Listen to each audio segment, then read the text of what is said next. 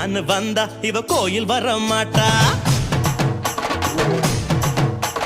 திருவிழான்னு வந்தா இவ கோயில் வர மாட்டா.